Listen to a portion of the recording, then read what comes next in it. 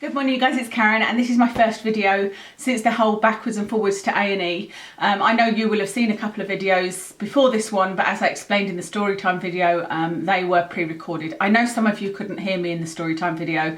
I spoke so low because of my head was still hurting at the time, and I did play around with the volume and there was background noise and whatnot, and I think I just did something wrong and it didn't come across. I think it was okay on computers, but on iPads and iPhones it wasn't working great. Or laptops as well. I'll tell you at the end of the video what's going on with my health and an update on that, because some of you may not be interested, but just to say that obviously I'm feeling a lot better today. This is the first day I'm feeling a lot better and I'm going to try and get some videos recorded to cover my holiday, because I go on holiday on the Monday the 17th of April, so it may be that there is a bigger gap in videos if I don't get enough videos done to cover that period. All my videos might just be a bit more spaced out, but I am going to take that week off. I'm not going to do anything in that week. We're away for most of it anyway, so I'm going to take some time off. But I did want to say thank you to you guys for all of your support. I know that some people didn't think I should have done a video, but everybody's different, you know, and I know that some people wouldn't have done a video.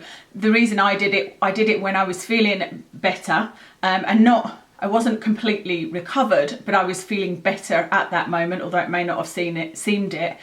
There's no way I could have done a video when I had the worst pain, because at that point I was just like, I would rather die than have this migraine pain, and when the cramps came on it was, you know, the same kind of thing. I couldn't have done a video, but in between the horrendous pain being a 10 out of 10, I was worrying about YouTube and worrying about comments and worrying, you know, getting a knot in my stomach anyway, thinking about, well, what am I going to wake up to? Somebody going to have said something, why haven't you answered my question? Because I get a lot of questions now with the whole DCM ordinary videos.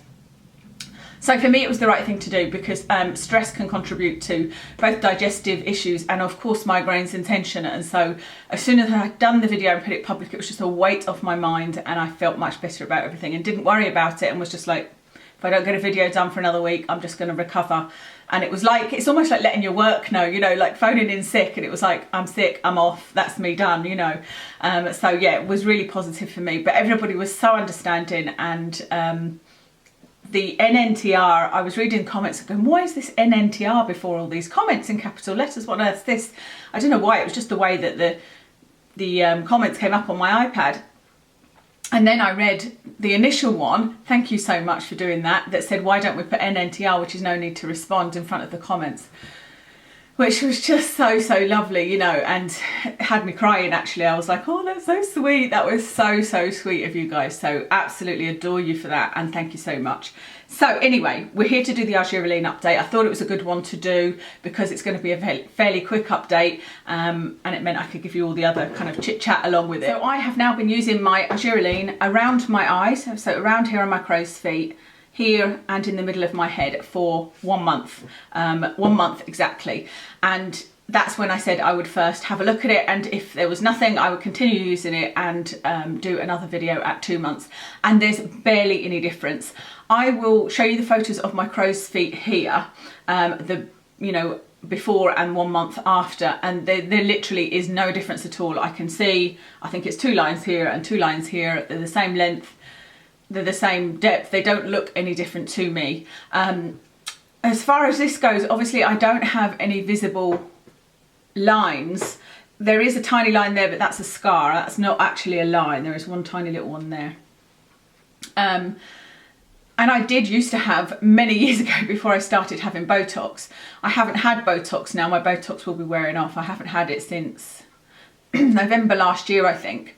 And so if anything, my lines should be getting more pronounced than going away. And so the way that I've tested to see if it's having any effect on stopping my muscle movement or stopping my micro expressions is I took a video of me doing this, pulling in my eyebrows before, and then I did one yesterday, took, you know, a video of me doing this and put them side by side and one above the other to see how they compare. From that video I can see a very slight difference, and I'm not going to insert the video because I had to watch it and put it in different angles and watch it several times really close up, and I think that it's something that it won't come across on screen, you won't be able to see it, but when I pull my eyebrows in like that, there is like maybe 5% difference than last time. There was in the first video there was there's a line, there is still a line, but it's just a little bit less pronounced.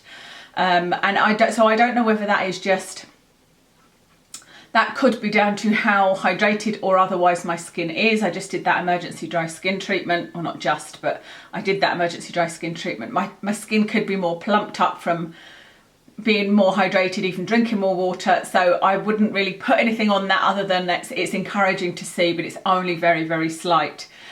So at the moment, I would say I see no difference with a month of using it. But I did say, I think at the beginning, and in my initial review of this, that I do think it will take more than that anyway. I can only see this working in months, in like 2 to 3 months, because you've got to give it time to stop the micro expressions and for the wrinkles to relax, if you like. And I don't see that happening instantly unless you have Botox. So I have used up to there, which is quite a lot. It's about a third of a bottle. Is it about a third? Yeah, about a third of a bottle, maybe a bit less than that, because it's, you know, the tube, the funnel bit there. And that's only using it around that area. I haven't used it anywhere else on my face, but a lot of the time it's so liquidy that I'll put it on and it drips down, and I just sort of quickly wipe it away and then maybe put another tiny bit on.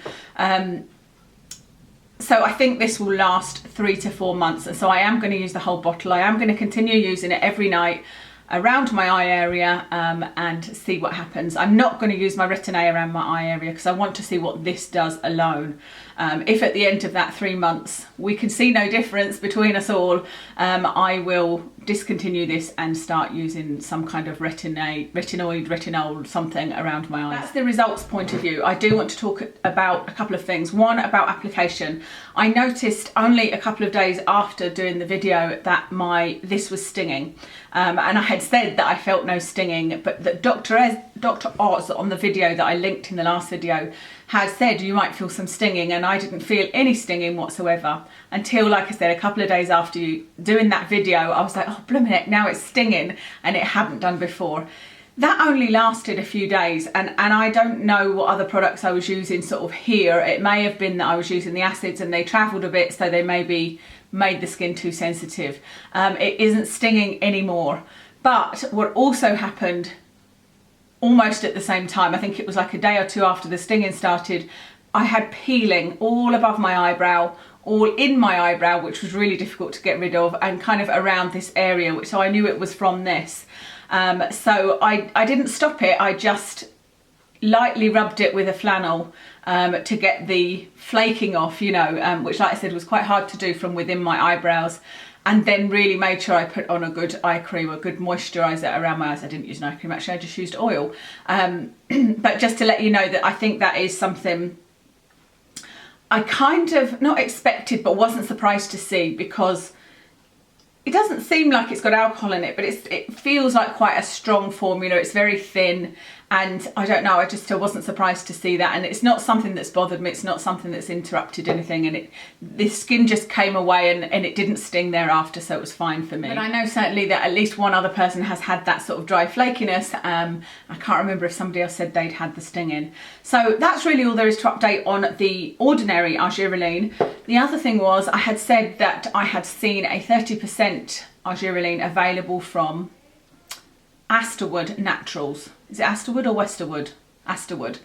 And that was a cursory look on the internet, because do you remember I said when I did the studies, I think the studies were in 20%, maybe all of the studies were done with 20%, a higher concentration than this. And so I thought, oh wonderful, they do a 30%. But I actually then, do you remember I said I was tempted to buy it? So I thought I want to go and have a look at the ingredients a bit closer and see what else is in there. And when I looked at it, it was Argireline NP 30%, which that can mean different things actually, but it means it's a solution that includes Argireline, which the total is 30%. And so it didn't give any clues in what was in brackets as to how much Argireline was in it. So I got in touch with them to find out. And it's less than 3% concentration. So I would not recommend ordering the Asterwood if you want it for the purest concentration. This one is, from what I can see, the purest concentration from a legitimate company. So I would be aware actually, if you're ordering anything from Asterwood, have a look at the ingredients and see if it says NP after it or if it says solution. and then has something like brackets, and then it will mention something like water or aqua or potassium or something else after it, that would suggest that the 30% or whatever the percentage is, it doesn't apply to the particular product that you're looking for, the particular ingredients. So like I said, it's advertising as 30% and it's actually a 3% concentration of Argireline. However, it is, I think, mostly hyaluronic acid. There's a lot of hyaluronic acid in the formula, and I think that one would be a lot gentler if you've got sensitive skin, and you don't want to use something that's strong, and you would be bothered by the peeling, you're worried about stinging, anything like that. It's a good formula, it's got good ingredients in it, and I think that it would be a nice one to use around your eyes, maybe even on your neck, but it is a lot milder at 3%. That's everything there is to update you on the Argireline. I will do another update what I'll do is I'll diary it for 2 months and have a look, and if there's no difference at 2 months, I will do it at 3 months, and that's the point where I'll make the decision, either 3 months or when this finishes, whichever comes sooner, and I'll make the decision then as to whether there's been any difference at all. And if there hasn't at 3 months, I will probably not repurchase. So if you don't see a video in a month, there'll be one the following month. Yeah, that's everything. So I said I'll tell you about my health and update. I can't remember how much I told you in the other one, but they basically diagnosed gastritis, was the only thing they could firmly say, which is basically just an inflammation of the digestive tract, which can be extremely painful, as they found out. And they suspected that I may have either a stomach ulcer, or I may have a stomach ulcer caused either by a H. pylori bacteria or the NSAIDs that I take, the non-steroidal anti-inflammatories, so ibuprofen, aspirin, etc. And I was instructed to go to the GP and to increase my proton pump inhibitors, which I already take. I take lansoprazole. I used to take omeprazole, gave me a weird metallic taste in my mouth, so I take lansoprazole. And I was already taking lansoprazole, 1 in the evening, ranitidine 1 in the morning, and at the time of the pain was also taking Remigel and Buscopan, which is for cramps, and they all work in different ways, so they're all okay to take together. The A&E department told me to take another lansoprazole, so 1 in the morning, for a short term. So I went to the GP on this Monday just gone and excuse me, told them what had happened. And she said, intending to get a test for the H. pylori, she said that I can't have the test until I've been off proton pump inhibitors completely for 2 weeks, which is kind of scary to me, because I take those because of the... No, I don't take them because of the ibuprofen and the aspirin, but they are protective because I need to take that every day. If you're taking ibuprofen or aspirin or anything like that, diclofenac, naproxen, if you're taking that long term, you should really be taking some kind of protection, like a proton pump inhibitor, omeprazole, lansoprazole, etc. I was originally given lansoprazole with ranitidine because of palpitations to do with digestion. Bearing in mind, as they keep on telling me at A&E, at the 2 A&E visits, having Ehlers-Danlos does cause digestive problems. That kind of annoyed me, because it's like, yes, but this is still a symptom, and if I didn't have Ehlers-Danlos, you've still got to treat it as a symptom and help me to lower my pain, as opposed to just saying it's one of those things. I'm saying that, and I didn't get any kind of bad attitude or anything. It's just, I just kind of felt like that, you know, that a lot of it sometimes is put down to the Ehlers-Danlos, and it doesn't make it any less of a symptom, or any less painful than somebody that didn't have Ehlers-Danlos but that had gastritis, if that makes sense. But they were actually very good at the hospital. In fact, one woman, I said to her, all the cramps were a 10 out of 10 when I arrived, but I said, now of course they're a 7 out of 10, and she said, oh well, 7 out of 10 is quite severe, isn't it? And I was like, well, not really. I'm dealing with a 7 out of 10 pain on a daily basis, so to me that's not really that severe. So it just shows you people have different scales, don't they? My hair is so static at the moment. I have spray with hairspray. I need to buy that L'Oreal Elnet. If you've been with me for years, you'll remember I did a whole video on the L'Oreal Elnet So Sleek. It's the only hairspray, I don't think I've got it, that stops static. I had it when I came back from my honeymoon. For some reason, I constantly had static hair, and that's the only thing that cured it, if you like. Anyway, so I need to be off the proton pump inhibitor for 2 weeks, but my treatment at the moment for whatever is going on is to be on the proton pump inhibitor twice daily. So I have to take it until this Friday come in, and then I have to see if I can stop for 2 weeks, and if I have no digestion problems in that time, then I can go in and have this test. But I said to her, that's kind of ironic. I said, because I have constant digestive problems anyway with being on lansoprazole once a day, so it's unlikely that I'm going to be able to go 2 weeks without taking lansoprazole, because of my indigestion. I get heartburn and reflux and all of that anyway, so it's kind of an odd situation. So I'm not sure. All I can do is try. The week that I'm supposed to be off it is when I'm on holiday, so it's actually going to be a month before I can even consider the test, because I'm not going to stop taking it while I'm on holiday and end up in that situation, you know, where I've got digestive pain. I'm actually really worried about that, about my holiday from a health point of view. So that's where the GP side of things are. That's where the official side of things are. I have been feeling up and down since it happened, and actually me talking loud now, I need to lower my voice, is starting to give me a headache. But today is the first day that I have felt. Today's the first day I put makeup on. It feels lovely to have some makeup on my face. I put a self tanner on last night because I knew that even psychologically would make me feel healthier, and that can only benefit you. You know, you can get in a bit of a cycle of expecting to wake up ill.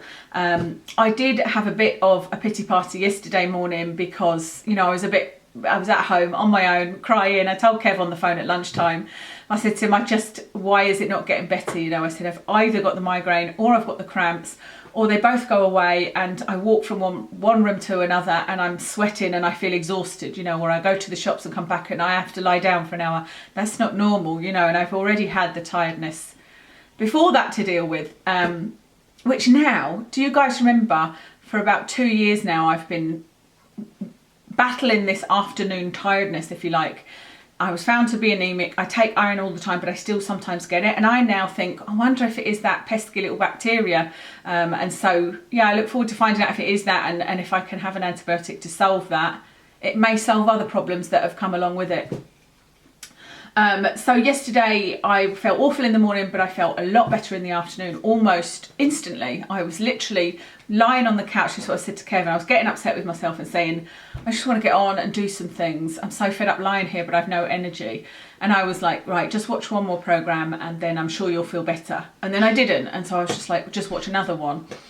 And then I started thinking, are you just being lazy? Can you just get your butt off the sofa? And I was like, no, I'm not being lazy, because even if I'm watching a programme I love, if I'm healthy, it just gets switched off and I can't wait to get on with the day. I'm not that type of person. I don't ever sit and watch TV unless I'm doing something else at the same time. Usually my makeup in the morning, or writing notes, or writing lists, or reading books, like cookbooks, flicking through them or something like that, you know. So I stayed there again, and then all of a sudden I was like, oh, I feel all right. I feel all right. And I was like, oh my goodness, I'm going to go out. So I went out to the shops and got a few things. Came back and I thought, yeah, I do feel a bit tired, but I'm going to try and make Kev's lunch for the morning.